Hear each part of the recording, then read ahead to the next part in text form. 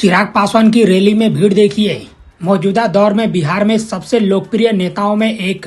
सबसे बड़ी और सबसे अच्छी बात, अपनी नेतागिरी के लिए कभी किसी जाति समाज पर कोई अभद्र टिप्पणी नहीं की। चिराग पासवान जैसे नेताओं की बिहार को जरूरत है। बिहार में लोकसभा चुनाव को लेकर एनडीए में मंथन का दौर जारी है। इसके मद्देनजर जमुई से सांसद और लोजपा रामविलास के प्रमुख चिराग पासवान ने सोशल मीडिया प्लेटफॉर्म एक्स पर ऐलान किया है कि एनडीए के सदस्य के रूप में आज उनकी मुलाकात बीजेपी के राष्ट्रीय अध्यक्ष जेपी नड्डा से हुई। उन्होंने बताया कि बीजेपी के राष्ट्रीय अध्यक्ष के साथ बैठक में उन्होंने आगामी लोकसभा चुनाव के लिए बीजेपी में सीट बंटवारे को अंतिम रूप दे दिया है। चिराग पासवान ने कहा कि उचित समय पर इसकी पूरी जानकारी दे दी जाएगी। बीजेपी के राष्ट्रीय अध्यक्ष जेपी नड्डा से मुलाकात के बाद चिराग पासवान ने कहा, मैं पीएम नरेंद्र मोदी का आभार प्रकट करता हूं।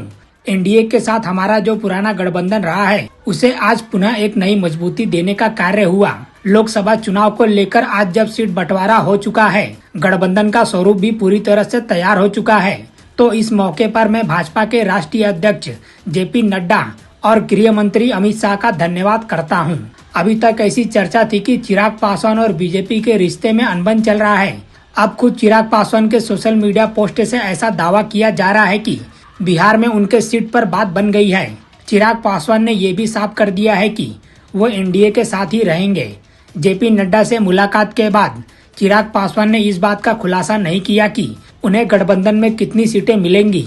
ऐसे में ये देखना दिलचस्प होगा कि हाजीपुर सीट को लेकर आने वाले समय में क्या ऐलान होता है।